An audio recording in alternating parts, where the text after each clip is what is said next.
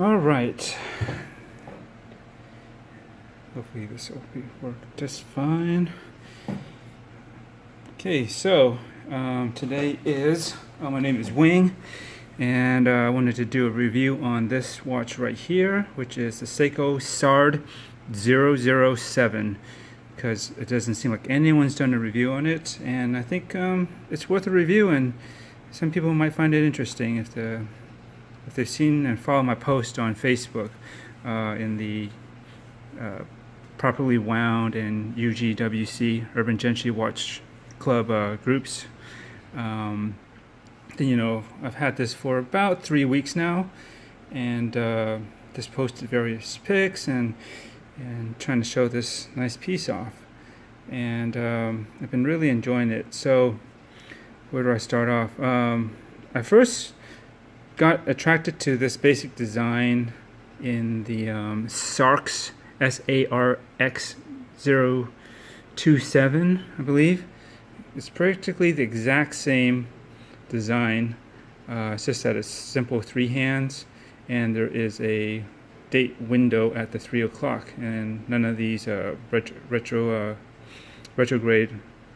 subdials. So it's much cleaner, and it looked really nice when I saw it on TGV's Urban Gentry channel on YouTube. He was doing a bunch of reviews actually on that one episode, and I said, "Oh, that's a nice piece." And when I was doing the research and on that one, I kind of came across this watch here, and let me just angle this up slightly higher. Okay, pull this back. Oh, okay. I'm not a pro at this, so bear with me. So, anyways, yeah, and this struck me as just as nice, actually, if not nicer, because I really got attracted to these 3 retrograde subdials here. I used to have a few watches that had them, and I really like that complications because it's very dynamic. You see the gauges go up and down, and I guess left and right, depending on how you look at it. And instead of just a window with the dates flipping through it, this has got a little bit more action going on. So, and it just looks cool, and it's a good way to gauge where you are on all 3 of these subdials. Like the power reserve on the left here. I'll bring this up closer. Focus. The power reserve, you can see where it's at. It taps out at about 45 hours, so just about 3 days, just under that. And FYI, it takes about 60 twists of this crown here to get there. So like twists like that, which is, I guess, is basically a half turn, really. I mean, I don't know anyone that can do a full twist like this and break the wrist. But yeah, so about 60 of those kind of twists or turns, half turns, and you'll power this up maximum. So it should reach the top right there. And so yeah, it's a good way to gauge how many hours or even how many days you have left on this register. And on this subdial here, you got Sunday through Saturday going up, and you can tell where you are in the week very easily.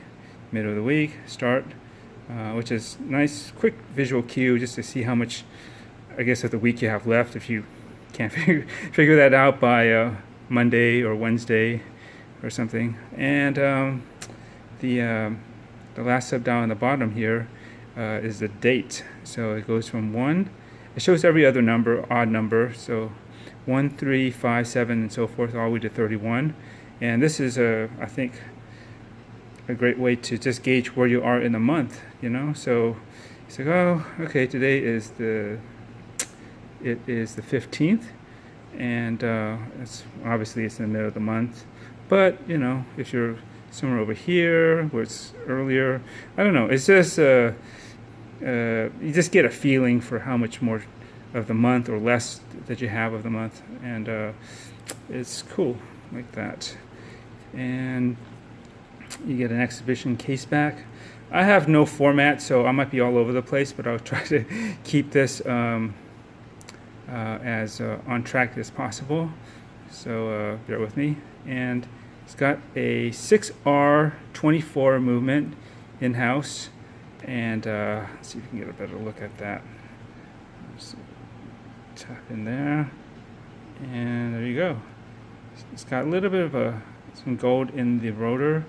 It's just ever so slightly partially skeletonized, if you can even call it that. It's got these openings, as you can see, and it's a pretty nice movement.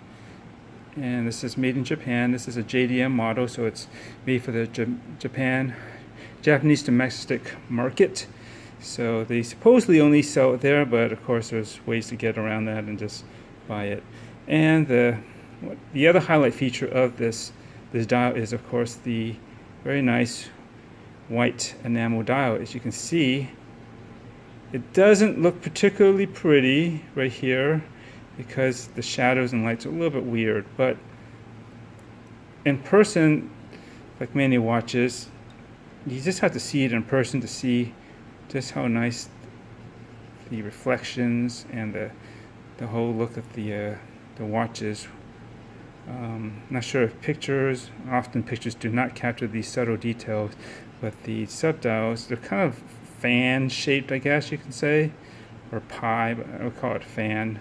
It's like a kind of a semicircle, and they kind of taper in, or I guess baseball field. But you can see you can make out the shape. They're actually sunken into the dial just slightly, and so for about $1,000 and you get an enamel dial, that's pretty good, as I understand it, because these things are not easy to make.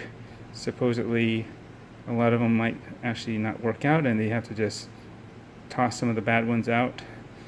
And I believe, I'm going to have to check this, but basically the dial is made out of I believe it's made out of a copper typically, and they have a block, and they use some tools to kind of hammer in these details, indentations and these contours in the dial to get that shape. And you can see it's also kind of punched in right behind where the stem of these hands would go through too. You can kind of make that out. And so it's very subtle, but when you got this kind of semi-gloss, or is it glossy surface with the enamel on it, it really looks pretty cool. Let me see if it shows up better in this angle.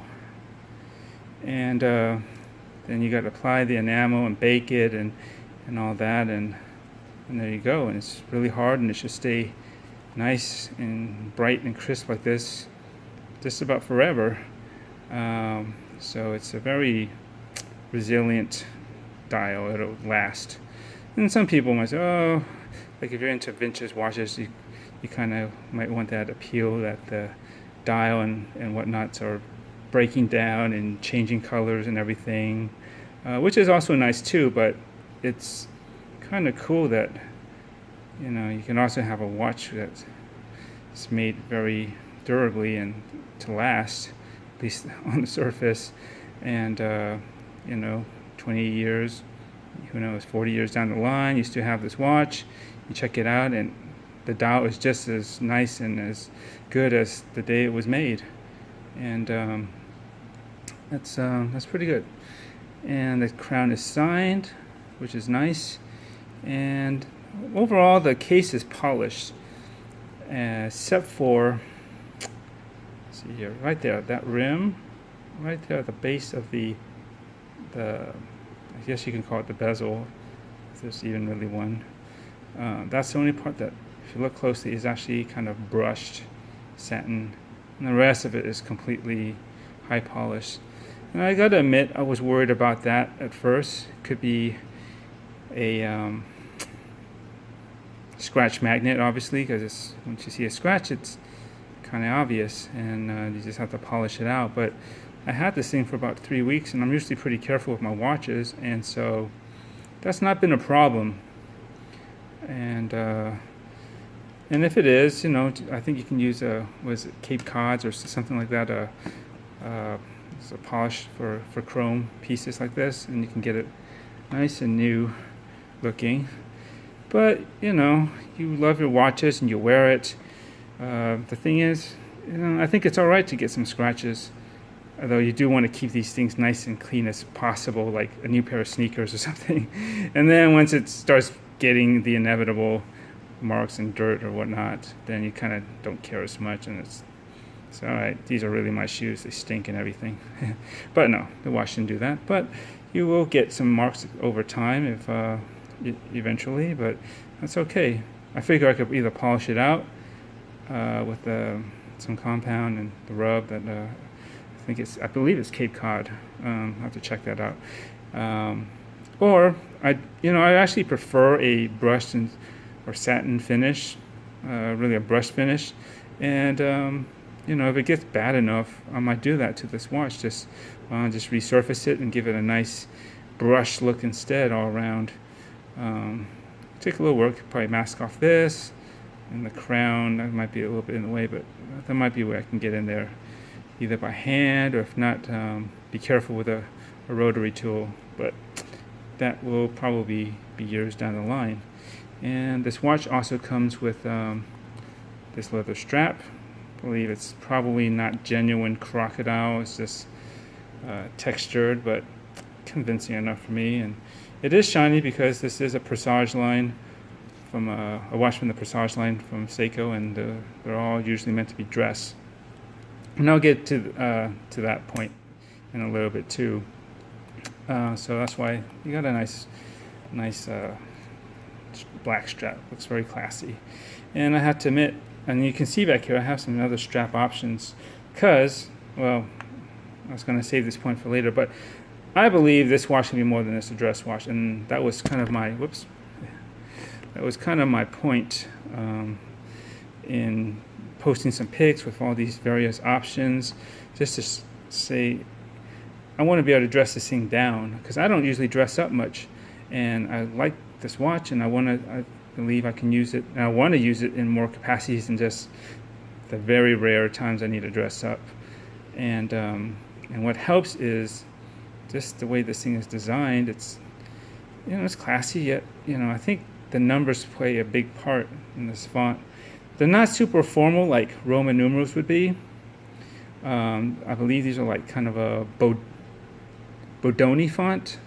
If you know your fonts in graphic design and working on text in Adobe and whatnot, you'll be familiar with this font. And I think they even might have used the lettering, of this number for like Mamma Mia or something. Anyways, off track. But yeah, these are more casual. They're rounded. They got a little bit of serif, the pointedness to the numbers, but that's okay. It's not super fancy, I would say. As if you're familiar with Breguet, of course, Breguet style numbers, they have more of a sweep to them, and the tail, and much more fancier. And I think that would be just about a little bit harder to pull off. And if this, of course, was Roman numerals, although I'm starting to think Roman numerals can be used casually. I'm gonna have to rethink that one when I get one that has Roman numerals. I have an idea about that, but that'll be another time.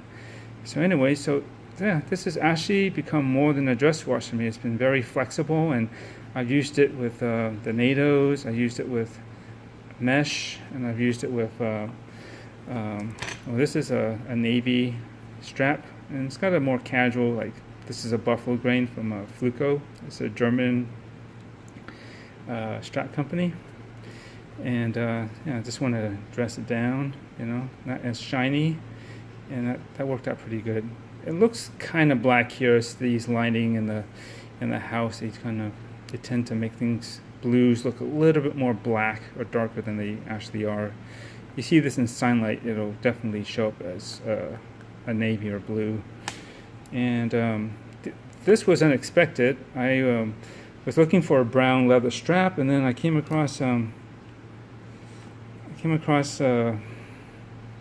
this combination, which is leather and canvas, and this is actually waterproof too, which is great because it's really hot still, and this doesn't get affected by sweating too much at all. Really, it's been holding up really well, and it's comfortable. It's padded, and it actually works quite well on this watch. And this is a Hadley Roma. If you need the model, just give me a link to get these, any of these. Just shoot me a message, and I'll try to reply and let you know where I got them. And none of these really cost all that much. This is like under $19, and you see it's reinforced, and it gives it kind of a nice vintage look, almost something like from World War II or one even. You know, it's imagine seeing something like this back in the days, perhaps. Right? And I like this so much that I actually ended up getting the second one a little bit later, shortly after, not too long, because I only had this for 3 weeks. And it's khaki, and really khaki on this guy, this watch, most people really love. I think khaki works on just about any watch, but it's a cool color combination, as you can imagine. But I'm going to stop this and do separate quick little videos just to show how each one of these look like on this watch, so you can get a real good sense of how well this works. And yeah, so before I stop this and switch to something else and continue with a slightly different subject, let's get some measurements out of the way real quickly. This is supposed to be a 40 millimeter case size, and so I don't have batteries in my digital display here, but you can see basically on the scale up here, it's 40, and that's right. And the thickness is going to be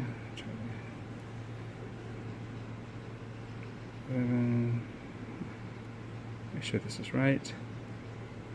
Actually, to the crystal is actually 14 millimeters, and I believe if you went down to the actual case itself, it's closer to 13.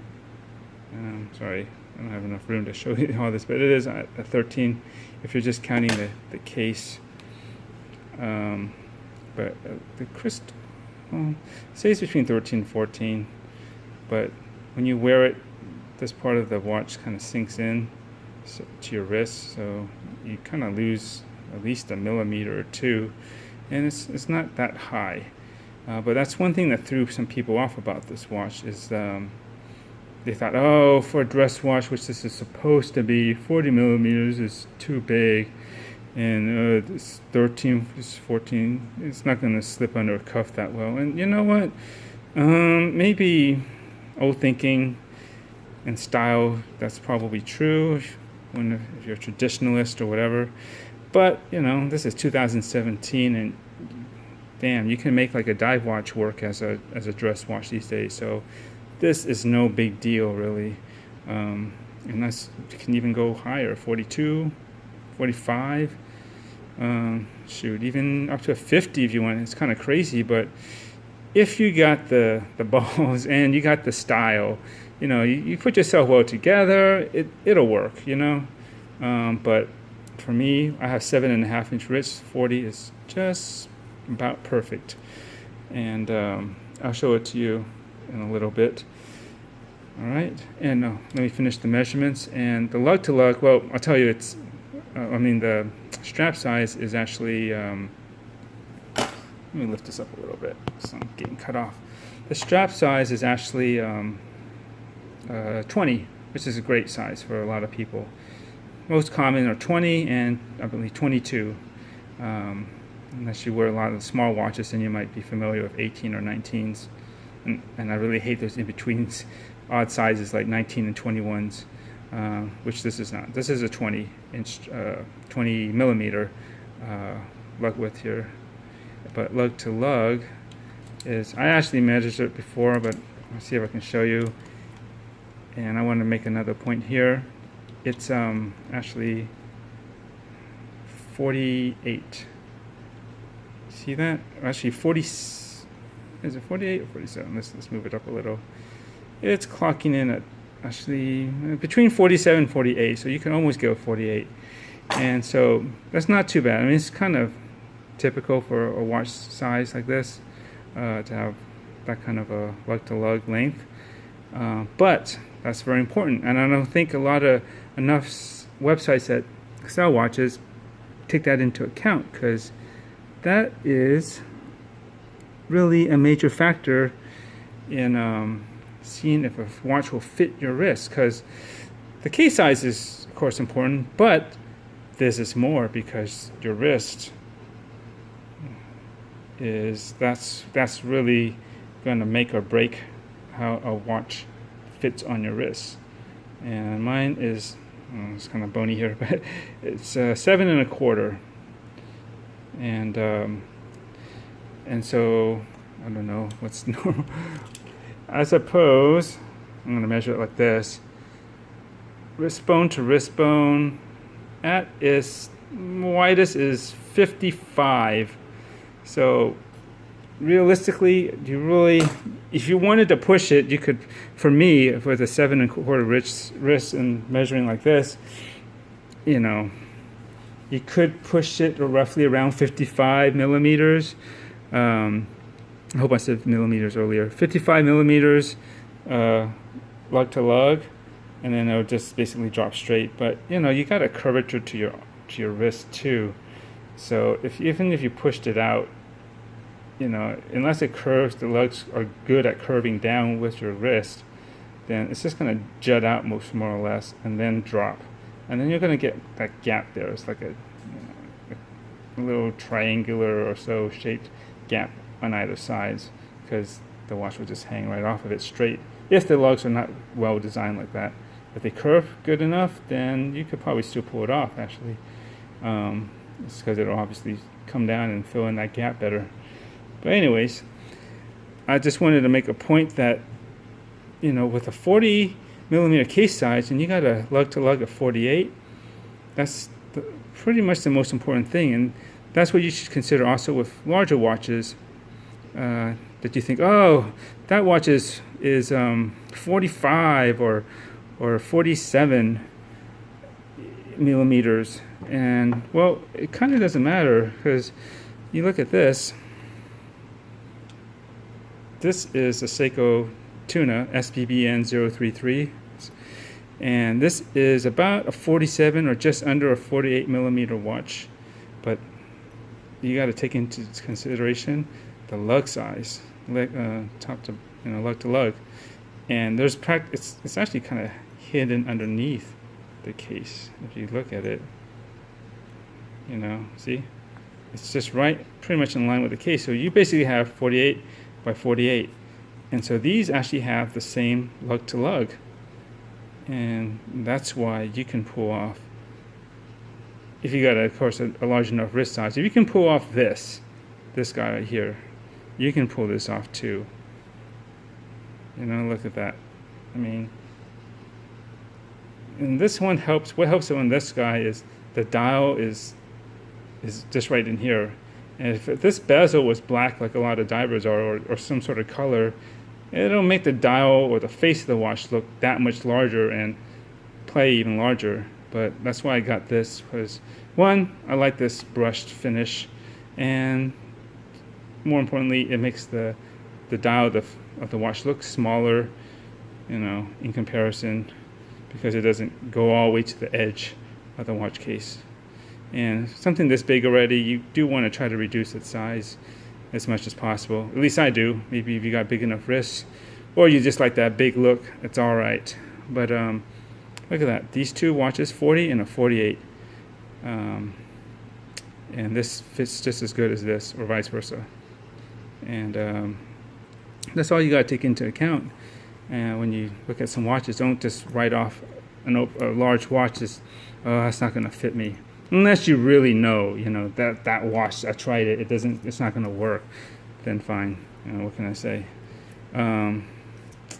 And check this out, just real quickly, going off, but 48, and this watch is actually a 45, if I recall correctly. I'm going to measure it. I can't fit it in the screen, but Yep, it is. It's basically a 45 like that. But to tell you the truth, it's 45 this way, but the lug to lug is actually a little bit bigger than this one. So it's 45 and this is a 48. Look at it visually. This has a 48 lug to lug, and this actually basically has more of a 47 lug to lug. But this one looks so much bigger, but it's not really supposed to be. It's this bezel for one thing. That's what I was trying to say. And which is why I modded this, so there's a little bit of I changed the inner chapter ring, so it breaks up that pattern a bit, the continuous dark blue to dark blue of the dial to the bezel. So, you know,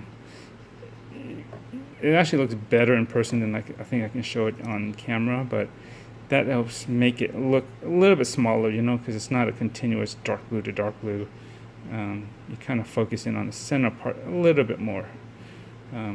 Anyways, but all these watches fit my wrist pretty good, and it's because they don't really exceed, I'd say 48 is about as wide or tall lug to lug that I want to go on any watch.